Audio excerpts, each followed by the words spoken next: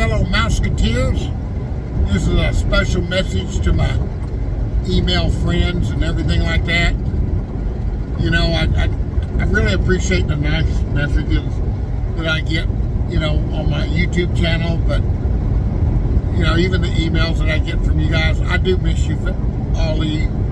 I had so much fun, and honestly, being on Facebook with you guys kept the boredom out of the way, you know. But anyhow, we're still out here rolling away, and it's been pretty nasty out here. It's probably, I don't think there's very many places except South Florida where it hasn't been nasty, you know, winter-wise out here on the east side. But I'm headed down to Troy. I just came out of New York City, posted a video to my YouTube page, so if you haven't seen it, you can, if you're watching this video, just click on the channel this video's on, and you can see the New York City page. But anyhow, Mom's doing pretty good. She told me the other day, it took me aback. My mom, I don't know how to explain it, maybe some of you will get this. My mom can be the most loving person on the planet, and then she can be the cruelest person. And but anyhow, she in just a moment of I don't know, I told her that when we got back I was going to try to help her get some new glasses and take her to a beauty shop appointment. And I told her, I said I'll talk to her later. And as clear as she could be, even with since her stroke, she said, "Ron," I said, "Yeah." She said, "Thank you." I said, "For what?" She goes, "You're the only one that takes care of me." I said, "Well, Mom," I said, "you took care of me." And you know, when I was a little kid, when my dad knew he was going to die, I remember several times he used to say, "Look, I'm depending on you to take care of your mom." He said, "Promise me you'll do that." It's the only vow or thing that I ever took. So, you know, I've tried my best over the years, but like I said, Mom's not always the easiest person to deal with. And, you know, for the time she lived with us, oh my Lord, I would have hated that to have been a reality show, because those moments with my mom were definitely not my proudest moments.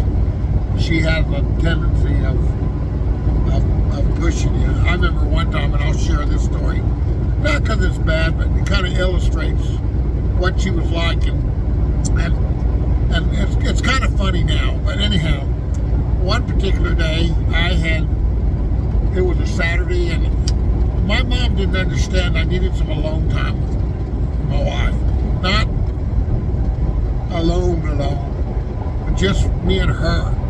I mean, if I took my wife to eat, my mom would call, you know, and get mad, even though later on I'd take her out to eat, or even out with the family. But anyhow, one day I just decided, look, I got to get out of the house. So I took my wife, and we went to breakfast, and then I told her, let's go look at cars. And she said, okay.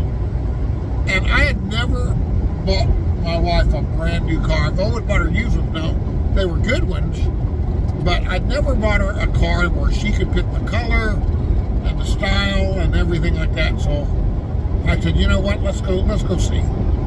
So I went down to Toyota dealership, and you know, she picked out a car. So I filled out my credit application, which I don't know why I was surprised it got approved. I mean, I got pretty decent credit, but I guess I'm always surprised. They said, "Oh yeah, you're approved." I said, "How much I got to put down?" She goes, "Nothing." Okay.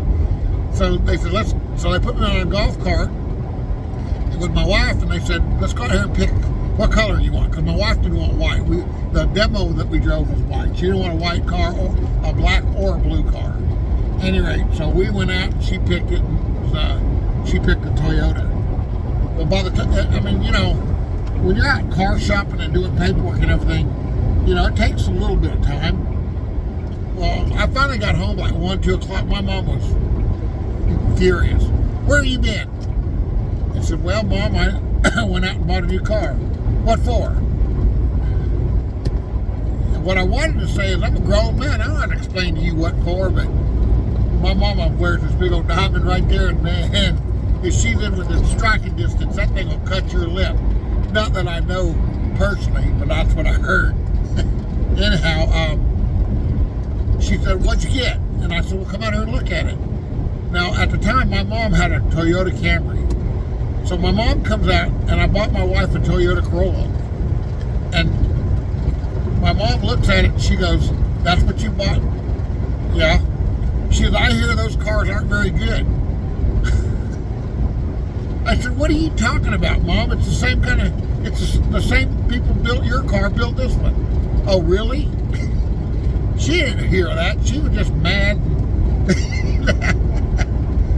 That's the way she, when I was a kid, my mom swore she just was afraid that I was smoking weed and getting drunk. And I have to admit, I would drink a little bit, but if you've been on Facebook with me, I'm anti-weed as anti-weed can get. I won't even take it for medicinal purposes. And I never smoked weed. But my mom used to try to bluff me. And she was like, yeah, people tell me that you're out there smoking marijuana. Where, Mom? And which I knew wasn't true because, number one, my friends wouldn't do it, even if I did.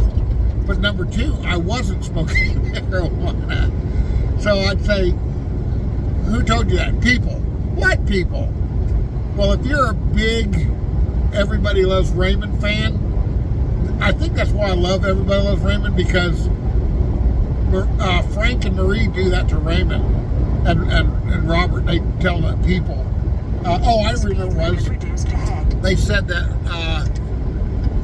Frank told Robert that nobody liked his singing when he was young. He goes, who told you that? People. He goes, what people? He goes, people in the community. Anyway, and that's why it's so funny. But she's doing good.